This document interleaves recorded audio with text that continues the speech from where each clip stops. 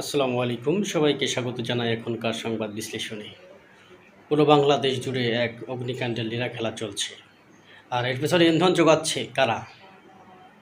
BNP কি অতি দ্রুত নির্বাচনের জন্য এমন করছে? জামাত ইসলাম কি করছে, নাকি অন্য কেউ? কি মনে হয় আপনাদের?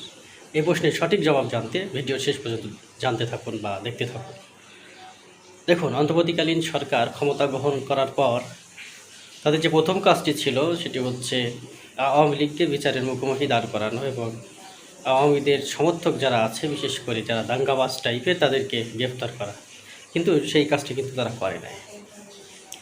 পতিত স্বৈরাচারের দোসররা এখন সব জায়গায় সংগঠিত হচ্ছে, যার ফলে এমন একটি ঘটনা ঘটছে দেশের বিভিন্ন স্থানে, নানান জায়গায় নানান অপকর্ম ঘটছে, যার পিছনে এরা ইন্ধন যোগাচ্ছে।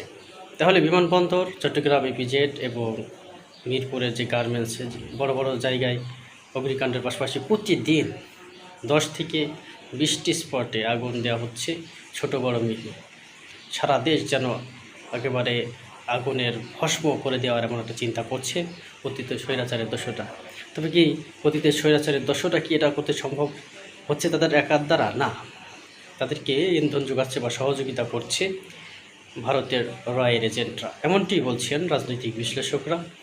খুবই গুরুত্বপূর্ণ বিষয় হচ্ছে বাংলাদেশের স্থাপনার মধ্যে রূপপুর পারমাণবিক বিদ্যুৎ কেন্দ্র, সেটিতে যদি আগুন লাগানো হয় তবে পুরা উত্তর অঞ্চল একবার ধ্বংস হয়ে যাবে। তো সেই বিষয়টা লক্ষ্য রেখে প্রতিটি গুরুত্বপূর্ণ স্থাপনায় নজরদারি বাড়াতে হবে। আরও প্রশাসন সংস্কার করে নাই, সেখানে আওয়ামী লীগ দ্বারা নিয়োগকৃত কর্মীরা রয়েছে, সে সকল জায়গা তারা কীভাবে নিরাপত্তা দেবে, সেখানেও তো সংশয় রয়েছে। একটা উভয় সংকটের মধ্যে আমার বাংলাদেশ।